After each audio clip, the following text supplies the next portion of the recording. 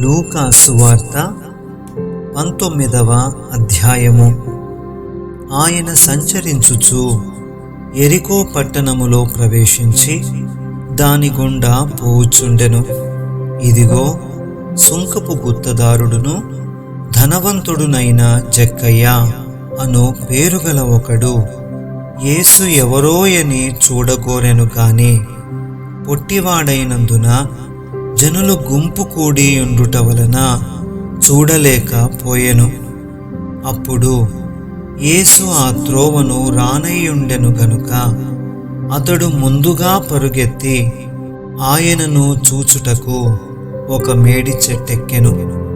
యేసు ఆ చోటికి వచ్చినప్పుడు కన్నులెత్తి చూచి, జక్కయ్య, త్వరగా దిగుము, నేడు నేను నీ ఇంట నుండవలసి ఉన్నదని అతనితో చెప్పగా అతడు త్వరగా దిగి సంతోషముతో ఆయనను చేర్చుకొనెను. అందరూ అది చూచి, ఈయన పాపి అయిన మనుష్యుని యొద్ద బస చేయ వెళ్ళెనని చాలా సనుగుకొనిరి. జక్కయ్య నిలువబడి, ఇదిగో ప్రభువా, నా ఆస్తిలో సగము బీదలకిచ్చుచున్నాను. నేనెవని యొద్దనైనను అన్యాయముగా దేనినైనను తీసుకొనిన ఎడల అతనికి 4 గంతులు మరలా చెల్లింతునని ప్రభువుతో చెప్పెను. అందుకు యేసు, ఇతడును అబ్రహాము కుమారుడే. ఎందుకనగా నేడు ఈ ఇంటికి రక్షణ వచ్చియున్నది. నశించిన దానిని వెదకి రక్షించుటకు మనుష్య కుమారుడు వచ్చెనని అతనితో చెప్పెను. వారు ఈ మాటలు వినుచుండగా తాను యెరూషలేమునకు సమీపమున ఉండుట వలనను దేవుని రాజ్యము వెంటనే అగుపడునని వారు తలంచుట వలనను ఆయన మరి ఒక ఉపమానము చెప్పెను. ఏమనగా, రాజకుమారుడొక రాజ్యము సంపాదించుకొని మరల రావలనని దూరదేశమునకు ప్రయాణమై తన దాసులను 10 మందిని పిలిచి వారికి 10 మీనాలనిచ్చి, నేను వచ్చు వరకు వ్యాపారము చేయుడని వారితో చెప్పెను. అయితే అతని పట్టణస్థులతని ద్వేషించి, ఇతడు మమ్ము నేలుట మాకిష్టము లేదని అతని వెనుక రాయభారము పంపిరి. అతడా రాజ్యము సంపాదించుకొని తిరిగి వచ్చినప్పుడు ప్రతివాడును వ్యాపారము వలన ఏమేమి సంపాదించెనో తెలుసుకొనుటకై తాము సొమ్మిచ్చిన దాసులను తన యొద్దకు పిలువమని ఆజ్ఞాపించెను. మొదటివాడాయన ఎదుటకు వచ్చి, అయ్యా, నీ మీనా వలన 10 మీనాలు లభించెనని చెప్పగా అతడు, భలా, మంచి దాసుడా, నీవు ఈ కొంచెములో నమ్మకముగా ఉంటివి గనుక 10 పట్టణముల మీద అధికారివయుండుమని వానితో చెప్పెను. అంతటా రెండవ వాడు వచ్చి, అయ్యా, నీ మీనా వలన 5 మీనాలు లభించెననగా అతడు, నీవును 5 పట్టణముల మీద ఉండుమని అతనితో చెప్పెను. అంతటా మరి ఒకడు వచ్చి, అయ్యా, ఇదిగో నీ మీనా, నీవు పెట్టని దానిని ఎత్తికొనువాడవును విత్తని దానిని కోయువాడవునైన కఠినుడవు గనుక నీకు భయపడి దీనిని రుమాలున కట్టి ఉంచితినని చెప్పెను. అందుకతడు, చెడ్డదాసుడా, నీ నోటి మాటను బట్టియే నీకు తీర్పు తీర్చుదును. నేను పెట్టని దానిని ఎత్తువాడను విత్తని దానిని కోయువాడనునైనా కఠినుడనని నీకు తెలిసియుండగా నీవెందుకు నా సొమ్ము సాహుకారుల యొద్ద ఉంచలేదు? అట్లు చేసి ఉండిన ఎడల నేను వచ్చి వడ్డీతో దానిని తీసుకొందునే అని వానితో చెప్పి వీని యొద్ద నుండి ఆ మీనా తీసివేసి 10 మీనాలు గలవానికియుడని దగ్గర నిలిచిన వారితో చెప్పెను. వారు, అయ్యా, వానికి 10 మీనాలు కలవే అనిరి. అందుకతడు, కలిగిన ప్రతివానికిని ఇయ్యబడును, లేనివాని యొద్ద నుండి వానికి కలిగినదియు తీసివేయబడునని మీతో చెప్పుచున్నాను. మరియు నేను తమ్మును ఏలుటకు ఇష్టము లేని నా శత్రువులను ఇక్కడికి తీసుకొని వచ్చి నా ఎదుట సంహరించుడని చెప్పెను. యేసు ఈ మాటలు చెప్పి యెరూషలేమునకు వెళ్ళవలెనని ముందు సాగిపోయెను. ఆయన ఒలీవల కొండ దగ్గరనున్న బేత్పగే, బేతనియా అను గ్రామముల సమీపమునకు వచ్చినప్పుడు తన శిష్యులనిద్దరినీ పిలిచి, మీరు ఎదుటనున్న గ్రామమునకు వెళ్ళుడి. అందులో మీరు ప్రవేశింపగానే కట్టబడి ఉన్న ఒక గాడిద పిల్ల మీకు కనబడును. దాని మీద ఏ మనుష్యుడును ఎన్నడూ కూర్చుండలేదు. దానిని విప్పి తోలుకొని రండి. ఎవరైనను మీరెందుకు దీని విప్పుచున్నారని మిమ్మును అడిగిన ఎడల, ఇది ప్రభువునకు కావలసియున్నదని అతనితో చెప్పుడని చెప్పి వారిని పంపెను. పంపబడిన వారు వెళ్ళి ఆయన తమతో చెప్పినట్టే కనుగొని ఆ గాడిద పిల్లను విప్పుచుండగా దాని యజమానులు, మీరు గాడిద పిల్లను ఎందుకు విప్పుచున్నారని వారినడిగిరి. అందుకు వారు, ఇది ప్రభువునకు కావలసి ఉన్నదనిరి.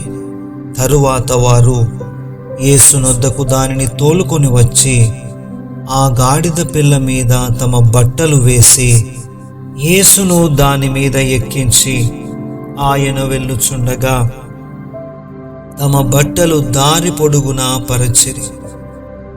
ఒలీవల కొండ నుండి దిగుచోటికి ఆయన సమీపించునప్పుడు శిష్యుల సమూహమంతయు సంతోషించుచు, ప్రభువు పేరట వచ్చు రాజు స్తుతింపబడునుగాక, పరలోకమందు సమాధానమును, సర్వోన్నతమైన స్థలములలో మహిమయు ఉండునుగాక అని తాము చూచిన అద్భుతములన్నిటినీ గూర్చి మహాశబ్దముతో దేవుని స్తోత్రము చేయసాగిరి. ఆ సమూహములో ఉన్న కొందరు పరిసయ్యులు, బోధకుడా, నీ శిష్యులను గద్దింపుమని ఆయనతో చెప్పగా ఆయన వారిని చూచి, వీరు ఊరకుండిన ఎడల ఈ రాళ్ళు కేకలు వేయునని మీతో చెప్పుచున్నానెను. ఆయన పట్టణమునకు సమీపించినప్పుడు దానిని చూచి దాని విషయమై ఏడ్చి, నీవును ఈ నీ దినమందైనను సమాధాన సంబంధమైన సంగతులను తెలుసుకొనిన ఎడల నీకెంతో మేలు, గాని ఇప్పుడవి నీ కన్నులకు మరుగు చేయబడి ఉన్నవి. ప్రభువు నిన్ను దర్శించిన కాలము నీవు ఎరుగకుంటివి గనుక నీ శత్రువులు నీ చుట్టూ గట్టు కట్టి ముట్టడి వేసి అన్ని ప్రక్కలను నిన్ను అరికట్టి నీలోనున్న నీ పిల్లలతో కూడా నిన్ను నేల కలిపి నీలో రాతి మీద రాయి నిలిచియుండనీయని దినములు వచ్చునని చెప్పెను. ఆయన దేవాలయములో ప్రవేశించి అందులో క్రయ విక్రయము చేయువారితో, నా మందిరము ప్రార్థనా మందిరము అని వ్రాయబడి ఉన్నది, అయితే మీరు దానిని దొంగల గుహగా చేసితిరని చెప్పి వారిని వెళ్ళగొట్టనారంభించెను. ఆయన ప్రతిదినమును దేవాలయములో బోధించుచున్నప్పుడు ప్రధాన యాజకులను, శాస్త్రులను, ప్రజలలో ప్రధానులను ఆయనను నాశనము చేయ జూచుచుండిరి గాని ప్రజలందరూ ఆయన వాక్యమును వినుటకు ఆయనను హత్తుకొని ఉండిరి గనుక ఏమి చేయవలెనో వారికి తోచలేదు. 20వ అధ్యాయము. ఆ దినములలో ఒకనాడు ఆయన దేవాలయములో ప్రజలకు బోధించుచు సువార్తను ప్రకటించుచున్నప్పుడు ప్రధాన యాజకులను శాస్త్రులను పెద్దలతో కూడా ఆయన మీదికి వచ్చి, నీవు ఏ అధికారము వలన ఈ కార్యము చేయుచున్నావో, ఏ అధికారము నీకెవడు ఇచ్చెనో మాతో చెప్పుమని ఆయనను అడిగిరి. అందుకాయన, నేనును మిమ్మును ఒక మాట అడుగుదును, అది నాతో చెప్పుడి.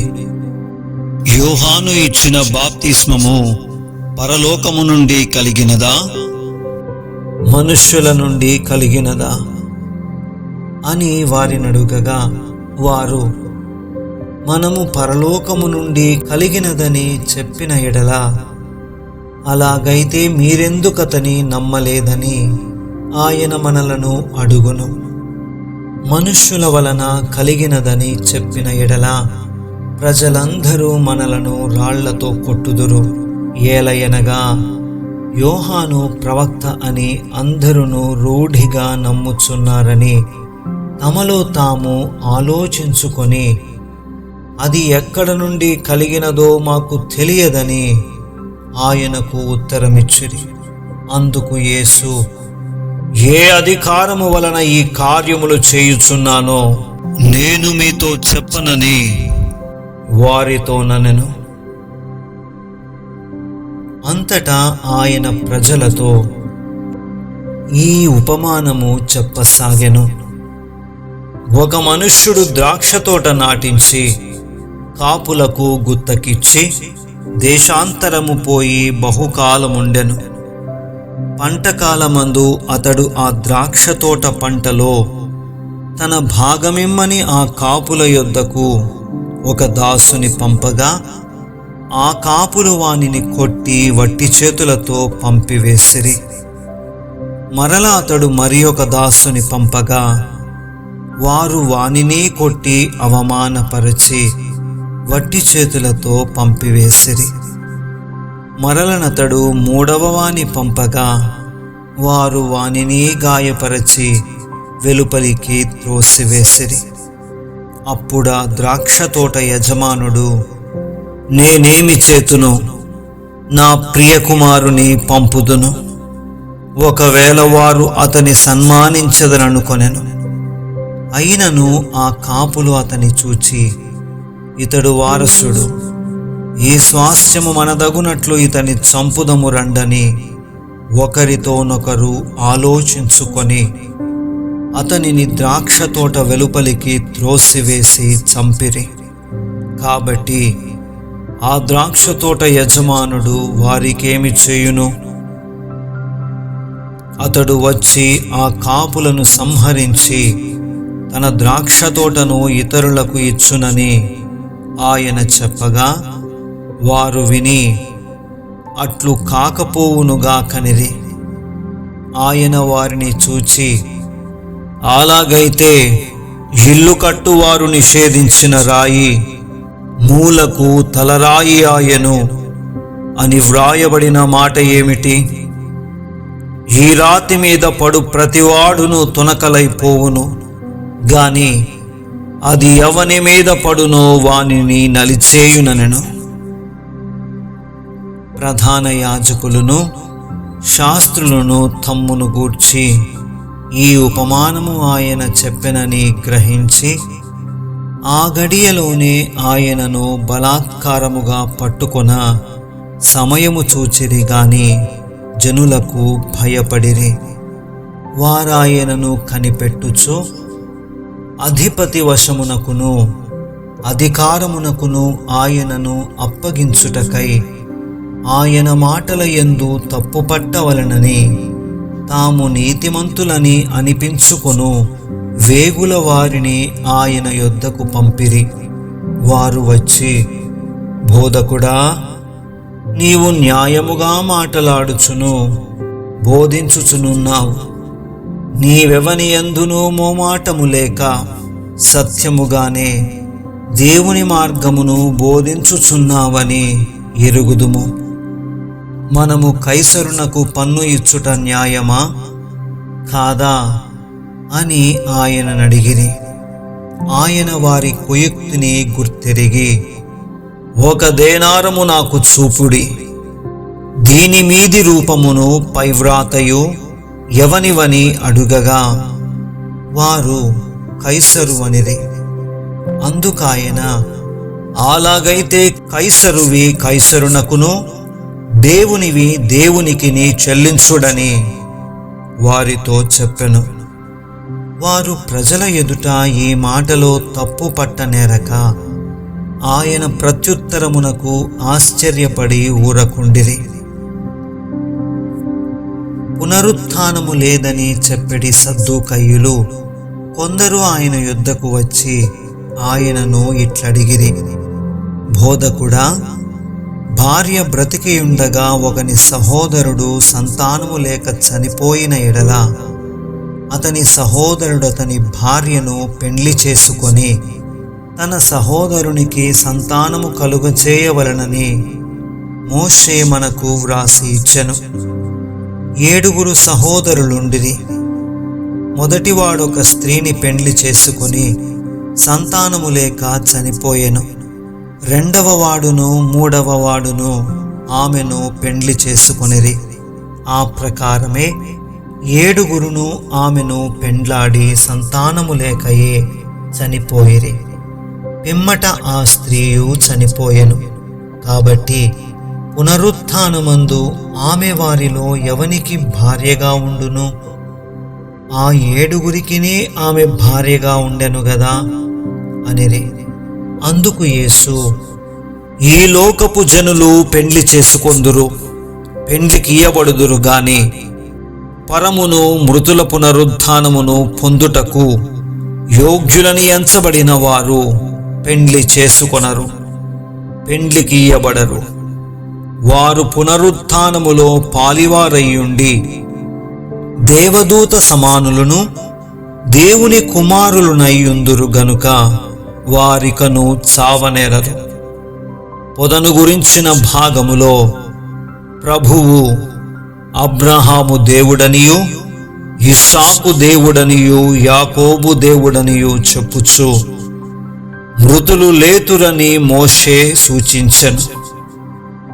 ఆయన సజీవులకే దేవుడు కాని మృతులకు దేవుడు కాడు. ఆయన దృష్టికి అందరూ జీవించుచున్నారని వారికి ఉత్తరమిచ్చెను. తరువాత వారాయనను మరేమియూ అడుగ తెగింపలేదు గనుక శాస్త్రులలో కొందరు, బోధకుడా, నీవు యుక్తముగా చెప్పితివనిరి. ఆయన వారితో, క్రీస్తు దావీదు కుమారుడని జనులేలాగు చెప్పుచున్నారు?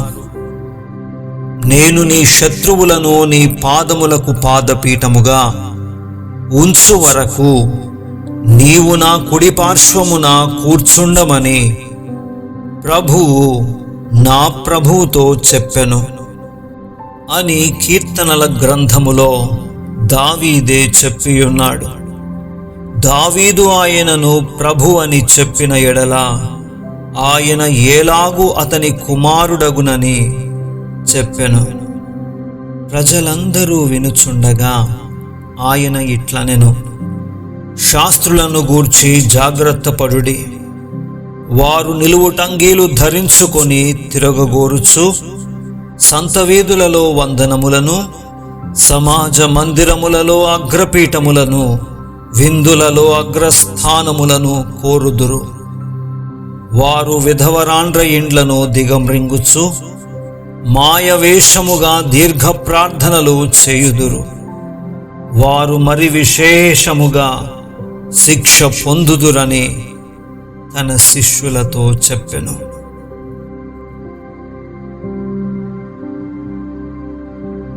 ఆమేన్.